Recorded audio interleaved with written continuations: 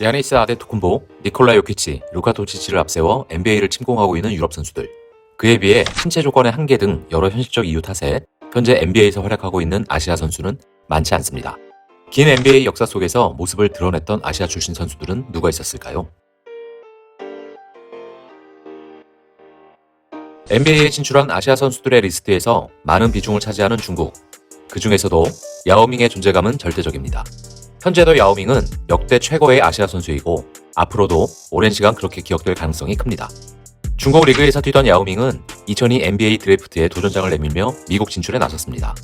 맨발 227cm의 압도적인 신장을 보유한 야오밍은 이미 중국 리그와 국가대표팀 활약으로 드래프트 전부터 명성이 널리 알려진 선수였습니다. 드래프트 참가자 중 가장 먼저 이름이 불린 야오밍은 역대 최초 아시아 출신 1순위 선수가 됐습니다. 많은 기대를 받은 야오밍은 데뷔 시즌부터 휴스턴의 주축 선수로 활약하며 빠르게 NBA에 자리 잡았습니다. 동양인 선수에 대한 의구심이 당연히 존재할 수밖에 없었지만 야오밍은 실력으로 물음표를 떨쳐버렸습니다. 2005-06 시즌부터는 3년 연속 평균 22점 이상을 올리기도 했죠. 동양인 센터들이 NBA에 관심을 받는 대부분의 이유는 우월한 신장인데 야오밍은 키 외에도 많은 것을 가지고 있던 센터였습니다. NBA 평균 수준에는 미치지 못했지만 야오밍은 신장 대비 좋은 운동 능력을 바탕으로 부드러운 움직임을 선보였고 훌륭한 기술을 중심으로 골밑에서 득점을 생산했습니다. 당연히 몸싸움에서 살아남을 파워 또한 가지고 있었죠. 슈팅력도 센터치고는 아주 훌륭한 수준이었습니다. 당시는 빅맨의 3점슛 시도가 그리 많지 않았던 시기. 야오밍 역시 3점슛은 던지지 않았지만 정확한 미들슛 능력을 보유하고 있었습니다. 여기에 수많은 빅맨의 발목을 잡았던 자유투 성공률 또한 커리어 통산 83.3%로 웬만한 가드들보다는 높은 수준이었습니다. 다만 부상 여파 탓에 NBA에서 활약한 시간이 생각보다 길지는 않았습니다. 휴스턴에서 평균 37분을 넘게 뛴 시즌도 있었고 비시즌 기간에 중국 국가대표팀 일정을 소화하는 일도 잦았습니다.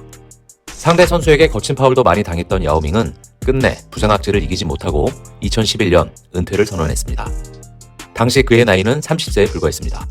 비교적 이른 시기에 은퇴했음에도 야오밍이 NBA에 남긴 발자취는 대단했습니다.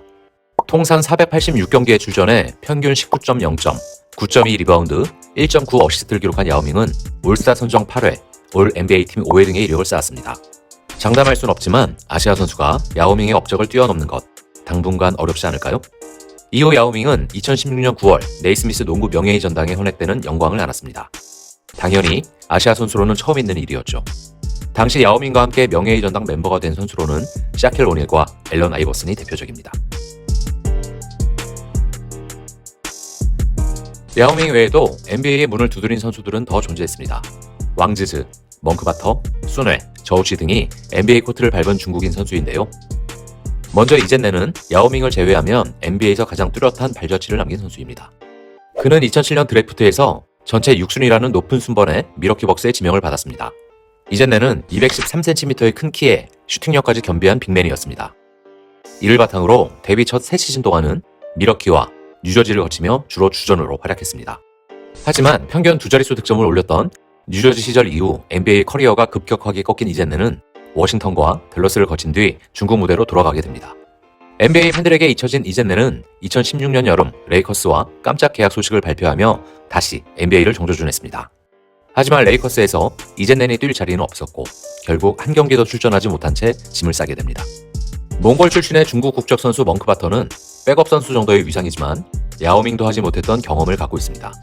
그는 2003년 샌안토니오에서 우승을 경험하면서 아시아 선수 최초로 NBA 우승 반지를 획득한 선수가 됐습니다.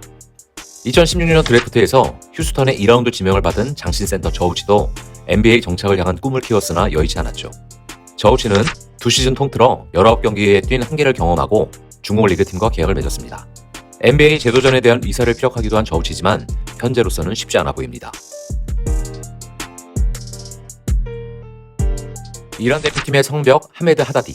한국 팬들에게는 공포의 대상 중 한 명인 하다디 또한 과거 NBA 도전에 나섰던 선수입니다. 218cm의 센터 하다디는 2004년 NBA 드래프트에 도전했으나 낙방하고 고국에서 선수 생활을 이어가다가 2008년 멤피스 그리즐리스에 입단했습니다. 아시아 무대에서 절대적인 존재감을 과시했던 하다디지만 NBA에서는 그만큼의 영향력을 과시하지는 못했습니다. 멤피스를 거쳐 피닉스까지 향하면서 151경기에 출전, 평균 2.2점, 2.5 리바운드의 기록을 남겼습니다. 2012-13 시즌 피닉스에서의 시간을 마무리한 하다디는 중국 리그에 진출하며 NBA와 작별을 고했습니다. 하다디가 NBA 코트를 오래 밟지 못한 이유는 느린 스피드와 운동 능력 문제가 컸습니다. 이는 아시아 출신 빅맨들이 겪는 가장 주요한 애로사항이기도 합니다. 여기에 피바룰과 달리 NBA에서는 수비자 3초 룰이 있기에 골 밑에서의 존재감 또한 이전보다 떨어졌던 것이죠. 최근에는 NBA에서 일본인 선수들의 활약상이 두드러지고 있습니다. 가장 먼저 NBA 무대를 밟은 일본인 선수는 타부세 유타.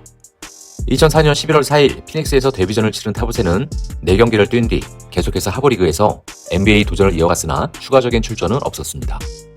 타부세 유타의 뒤를 이어 NBA를 노크한 일본인 선수는 하치무라 루이와 와타나베 유타입니다.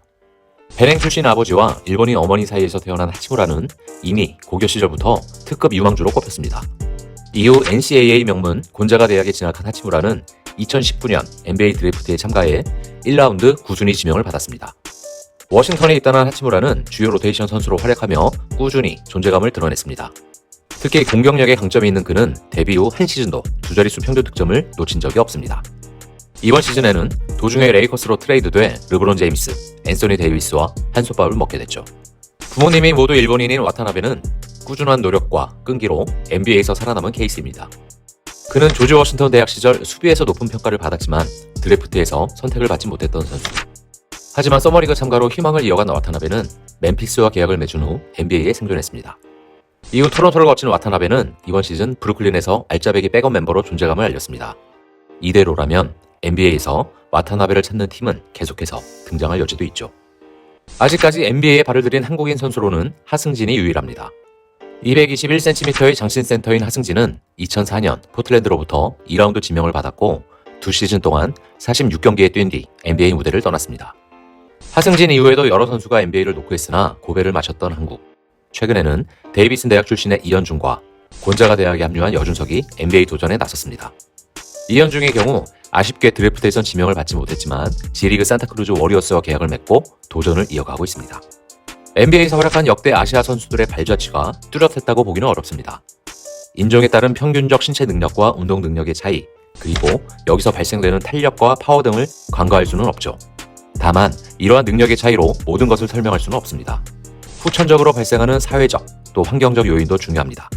그래서 쉽지는 않지만 어려운 길을 선택하고 모든 것을 던져 도전하는 선수들을 응원합니다. 이들이 계속해서 도전을 이어가는 한 미래는 바뀌게 되어 있다고 믿습니다. 느빌랍, 오늘은 여기까지입니다. 감사합니다.